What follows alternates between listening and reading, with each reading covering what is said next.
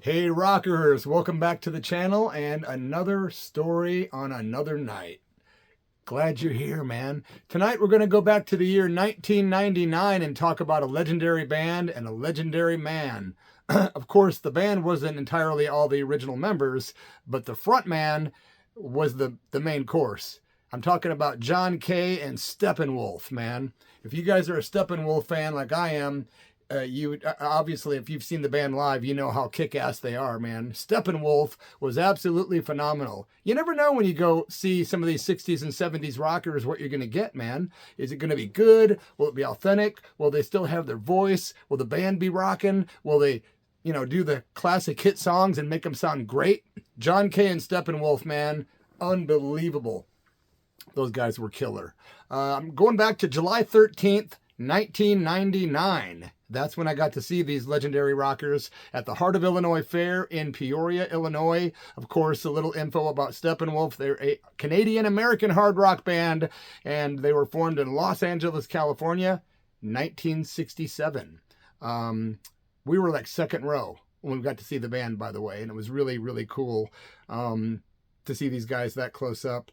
The night we saw them, Steppenwolf was made up of Danny Johnson on lead guitar, Michael Wilk on bass, Ron Hurst on the drums, and the original Steppenwolf keyboard player was there, and man, was he kick-ass. Really good, man. Goldie MCJOHN, the original keyboard player for Steppenwolf, was on stage with them that night. Of course, John Kay, still doing it to this day, man. He's still around. I'm subscribed to his website, and I get all his notifications and all the little notes and stuff and swag that Steppenwolf sells. But legendary band. Of course, John Kay's legally blind. Did you know that he's totally colorblind? He is totally colorblind, and he's very extremely sensitive to light. So that's why he wears trademark shades, kind of like this. He came out on stage, man, and he had his guitar. He plays rhythm guitar in the band. He came out and, with his black guitar, dressed in black. He had a black sleeveless denim jacket on, black shades. He just looked cool. He had long hair, about my length, maybe a little shorter. But, I was like, wow, he still looks great. He was totally in great physical shape. You got to understand, they broke out in 67, 68, and this was 99. So you're talking 30-something years later. He was still doing it, though, man. And he's, to this day, John Kay from Steppenwolf has 2 homes, one in British Columbia, Canada, and one in Nashville, Tennessee.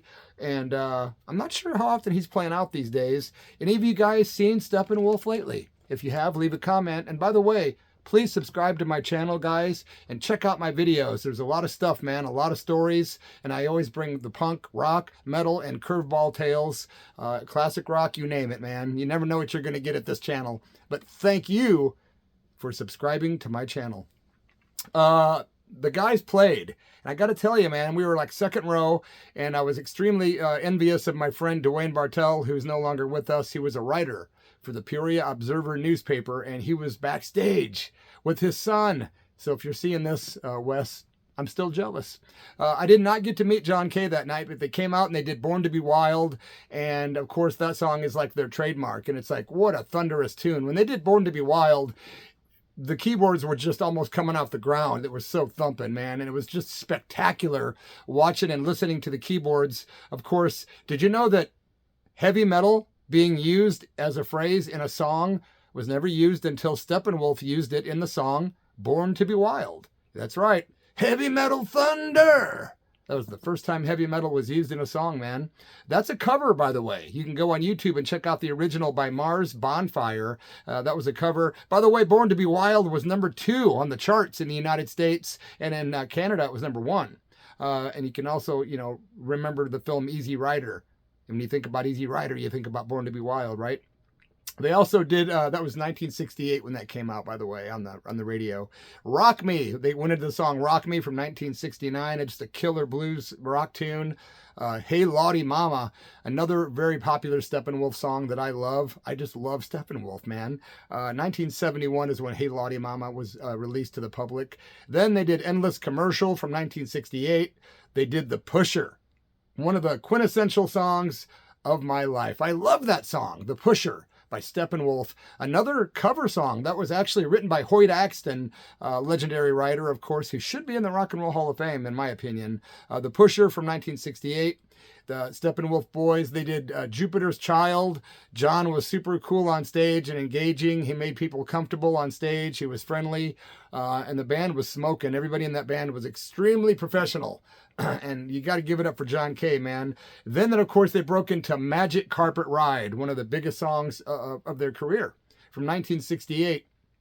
Did you know that song was actually credited to being written, partially at least, about his wife? I'm not sure I think her name is Jutta, Jutta. She's German.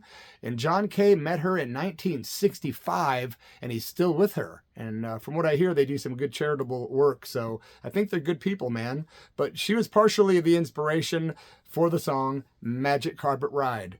Won't you come with me, little girl, on a magic carpet ride? Wow.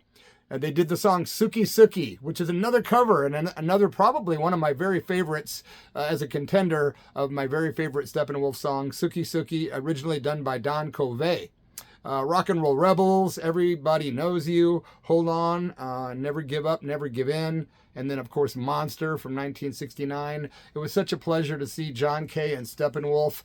When I saw him on stage that night, I was just like, this guy looks just like exactly how I would think he would look like. He was always kind of a dark figure, having dark hair, the dark shades because of his eye issue that he was born with, and the way he dresses, man. And he just was a real badass.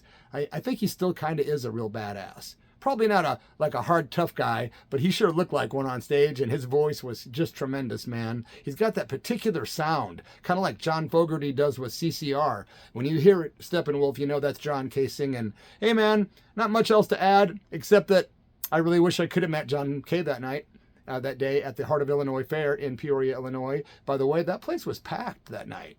The grandstand was absolutely packed. People were there, and everybody was singing along to all those great hits. How could you not, right?